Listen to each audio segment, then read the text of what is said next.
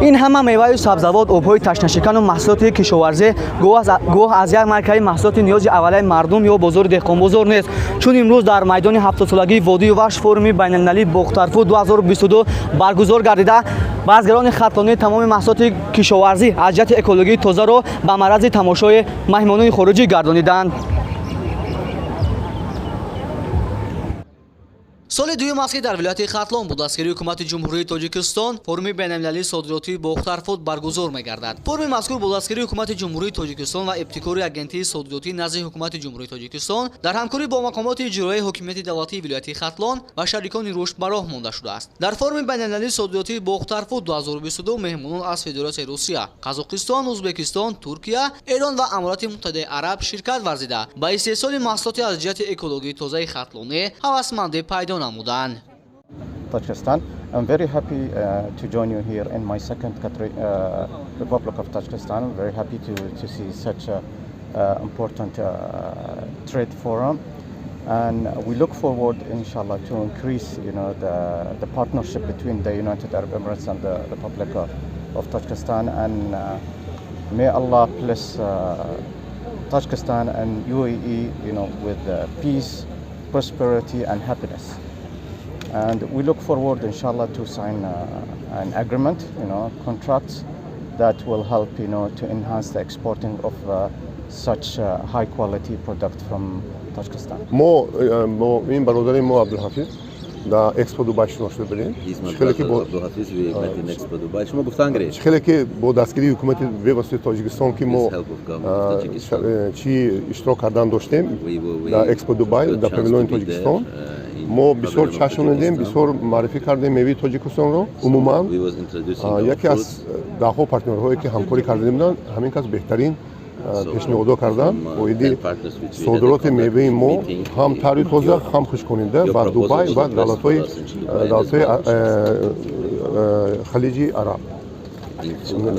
عموما برای همین من اومدم شرطان بندی ما فورو به نزدیکی سر میکنیم. با ما از ترامو در دیگر فستیوالی گلوبال ویلیج جایگیر شدیم. اشتراکی فروش داریم، چشماندن اجازه داریم. ما اجازه فروش کمپانی ما اجازه فروش در دبی گرفتیم. هدف اساسی فورم مذکور این تقویت بخشیدن فعالیت صاحبکاری، استفاده ثمرانک و عاقلانه ذخیره‌های رشد، بلند برداشتن سطح همکاری و معاملات بین استحصال کنندگان، کارکرد و صادرات کنندگان محصولات کشاورزی و در این زمینه مساعدت به افزون نمودن امکانات و اقتدار، اینچنین حجم صادرات محصولات با ابتکار و دستگیری با واسطه پیشروی معظم ملت محترم امام رحمان دایر گردیده است. Хатлон уже если еще не самые первые, они уже где-то на уровне. Посмотрите, пожалуйста, пройдитесь по всем вот этим выставкам. Такие продукты, которые сейчас производятся в Хатлоне, они достойны того, чтобы были экспортированы не только в регионе, но даже в Европе. Вы знаете, мы работаем с агентством по экспорту, чтобы все наши предприятия могли быть лицензированы, чтобы они могли экспортировать в Европу. Я думаю, я сама живу в Швеции, я думаю, что через 2-3 года я смогу эти продукты покупать там.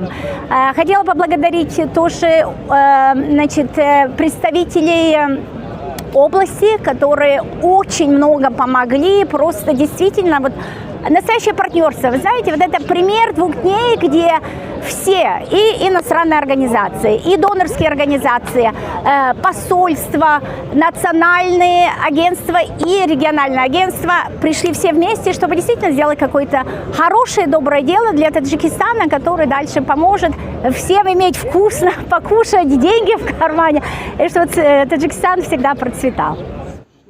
طبق اطلاع در فرم مذکور جدا از 200 نفر رهبران مسئولان مقامات دولتی صحوی، نمایندگان کورپوس دیپلمات‌های مقیم تاجیکستان، نمایندگان شریکان رشد و بخش خصوصی، رهبران و اعضای شرکت و کارخانه‌های داخلی و خارجی شرکت داشتند. مراسم باختر فود این از با فکرم دویم سال گذشته شده است.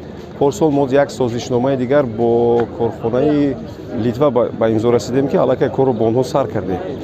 اساساً ناحیه‌های جنوبی ولایت ختلان یک اقلیم خداوند به ما یک اقلیم фароҳам додааст ки маҳсулоти барвақтина ин аст пиёз, ин аст зардолуву гелос ва дигар маҳсулотҳое аст ки якум аз ҳамин ҷой содирот мешавад ва ин самтро мо бояд тараққӣ кунем, яъне бояд хеле маросимҳоро бисёртар ташкил кунем, яъне инро бояд як барои рушди боз ҳам зиёдтару боз ҳам статуси калонтар додан бар ин маросим додан даркор аст, чунки меҳмонон ҳар сол аллакай хабардоранд ки чунин маросим гузаронда мешавад. Дар вақти чиндан ва содироти ҳамин маҳсулоти мо омаданд ва бо чашми худ диданд ва чашиданд. имрӯз нақша дорем ки ба заминҳоямон бурда онҳоро нишон диҳем ва шояд ки рӯзҳои наздик аллакай ба ин самтҳо тарбузи мо содирот шавад.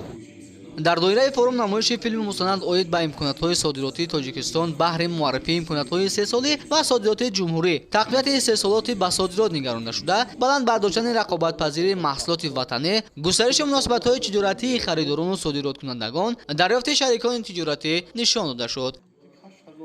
пас аз дидани филми мустанад муовини аввали сарвазири мамлакат Давлат Али Саид ба сухан баромада ҳадафи ташкили форуми мазкурро аз ҷониби ҳукумати ҷумҳурии Тоҷикистон ба аҳли Толор равшан намуд. раиси вилояти Хатлон Қурбон Ҳакимзода ҳам дар навбати худ ба сухан баромада аз имкониятҳои вилояти Хатлон дар самти истеҳсолу содироти маҳсулоти кишоварзӣ ба иштирокчиёни форуми мазкур иброз дошт.